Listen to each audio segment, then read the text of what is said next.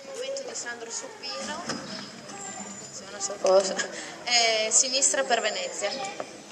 Buonasera, devo dire la mia emozione in una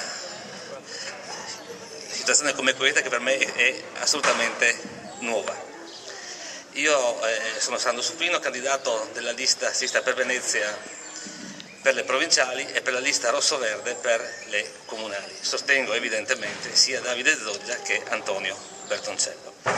La lista provinciale a cui io faccio riferimento è la lista che a livello nazionale fa capo a Claudio Fava, a Nichi Vendola, a Fabio Mussi, per dire tre rappresentanti di questa formazione politica. Io sento la mia candidatura come una candidatura fatta di unità, per l'unità, perché tutte le forze progressiste si uniscano in questo momento sicuramente non facile. È una candidatura di servizio verso la comunità a cui appartengo. Io credo nella politica fatta di valori, di intelligenze, di servizi.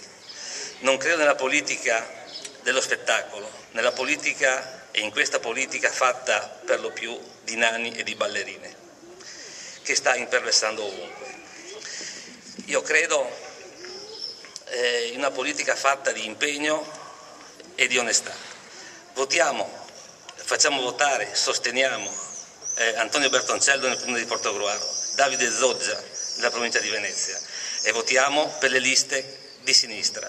Votiamo per quelle liste che fanno del lavoro, dell'ambiente, della scuola pubblica, dei diritti il loro cavallo di battaglia.